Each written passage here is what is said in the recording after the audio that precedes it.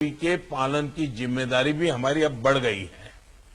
अभी हमारे सामने कोरोना वायरस के न्यूट्रंस को भी पहचाने और उनके प्रभावों का आकलन भी एक प्रश्न है।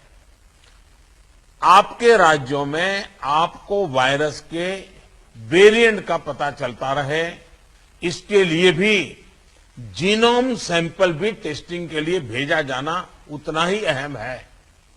साथियों, वैक्सीन अभियान को लेकर कई साथियों ने अपनी बात रखी। निश्चित तौर पर इस लड़ाई में वैक्सीन अब एक साल के बाद हमारे हाथ में एक हथियार आया है। ये प्रभावी हथियार है। देश में वैक्सीनेशन की गति लगातार बढ़ रही है। हम एक दिन में 30 लाख लोगों को वैक्सीन करने के आंकड़े को भी एक बार तो पार कर चुके हैं। लेकिन इसके साथ ही हमें वैक्सीन डोसेज वेस्ट होने की समस्या को बहुत गंभीरता से लेना चाहिए।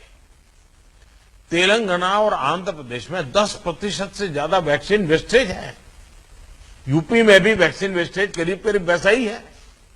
वैक्सीन क्यों वेस्टेज हो रही है, इसकी भी राज्यों में समीक्षा होनी चाहिए और मैं मानता हूं हर रोज शाम को इसके मॉनिटरिंग की व्यवस्था रहनी चाहिए और हमारी सिस्टम को प्रोएक्टिव लोगों को कांटेक्ट करके एक साथ इतने लोग मौजूद रहें ताकि वैक्सीन वैक्सीन वेस्टेज न जाए, इसकी व्यवस्था होनी चाहिए। क्योंकि एक प्रकार से जितना परसेंटेज वेस्टेज होता है, हम किसी के अधिकार को बर्बाद कर रहे हैं। हम किसी के अधिकार को बर्बाद करने का हमें हक नहीं है। स्थानीय स्तर पर प्लानिंग और गवर्नेंस की जो भी कमियां हैं, उन्हें तुरंत सुधारा जाना चाहिए। वैक्सीन वेस्टेज जितनी रुकेगी, और मैं तो चाहूंगा राज्यों ने तो जीरो वेस्टेज के टारगेट से काम शुरू करना चाहिए। हमारे यहां वेस्टेज नहीं होने देंगे। एक बार कोशिश करेंगे तो इंप्रूवमेंट जरूर होगा। उतने ही ज्यादा हेल्थ वर्कर्स, फ्रंटलाइन वर्कर्स और दूसरे एलिजिबल लोगों को वैक्सीन की दोनों डोज पहुंचाने के हमारे प्रयास सफल होंगे। मुझे विश्वास है कि हमारे इन सामूहिक प्रयासों और रणनीतियों का अमल जल्दी ही हमें दिखाई देगा और उसका परिणाम भी नजर आएगा। अंत में मैं कुछ बिंदु फिर एक बार दोहराना चाहता हूं ताकि हम सभी इन विषयों पर ध्यान देते हुए आगे बढ़े। एक मंत्र जो हमें लगातार हम सबको कहना होगा, दवाई भी और कड़ाई भी। देखिए, दवाई मतलब बीमारी चली गई ऐसा नहीं। मान लीजिए किसी को जुकाम हुआ है, उसने दवाई ले ली, सब ली, लेकिन इसका मतलब ये नहीं है कि उसको ठंडी जगह पे बिना सुरक्षा के ऊनी कपड़े वगैरह पहने बिना वो चला जाए, बारिश में कहीं भीगने के लिए चला जाए। भाई ठीक है, तुमने दवाई ली है, लेकिन तुम्हें बाकी संभालना तो पड़ेगा ही पड़ेगा। ये हर हेल्थ का नियम है जी। ये कोई इस बीमारी के लिए नहीं है, ये हर बीमारी के लिए है जी। अगर हमें टाइफाइड हुआ, दवाई हो गई, सब हो गई, फिर भी डॉक्टर कहते हैं कि इन चीजों को नहीं खाना। ये वैसा ही है। और इसलिए मैं समझता हूं इतनी सामान्य बात लोगों को समझानी चाहिए। और इसलिए दवाई भी और कड़ाई भी, इस विषय में हम बार बार लोगों को आग्रह करें। दूसरा जो विषय मैंने कहा, आरटीपीसीआर टेस्ट को स्केल अप करना बहुत आवश्यक है ताकि नए केसेस की पहचान तुरंत हो सके। स्थानीय प्रशासन को माइक्रो कंटेनमेंट जोन बनाने की दिशा में हमें आग्रह करना चाहिए। वो वहीं पर काम तेजी से करें, हम बहुत तेजी से रोक पाएंगे ताकि संक्रमण का दायरा फैलने से रोकने में वो मदद करेगा। वैक्सीन लगाने वाले केंद्रों की संख्या बढ़ाने की आवश्यकता है। वो प्राइवेट हो, सरकारी हो, जितना, जैसा आपने मैप देखा होगा, वो आपके लिए भी राज्यवार भी बनाया। वो शुरू में जो ग्रीन डॉट वाला बताया था, और देखने से ही पता चलता है बहुत सारे इलाके हैं कि जहां लाइट ग्रीन लग रहा है, मतलब कि हमारे वैक्सीनेशन सेंटर उतने नहीं है और या तो एक्टिव नहीं है। देखिए, टेक्नोलॉजी हमारी बहुत मदद कर रही है। हम बहुत आसानी से डे टू डे चीजों को ऑर्गेनाइज कर सकते हैं। इसका हमें फायदा तो लेना है, लेकिन उसमें उसके आधार पर हमें इंप्रूवमेंट करना है। हमारे जितने सेंटर्स प्रोएक्टिव होंगे, मिशन मोड में काम करेंगे, वेस्टेज भी कम होगा, संख्या भी बढ़ेगी और एक विश्वास तुरंत बढ़ेगा।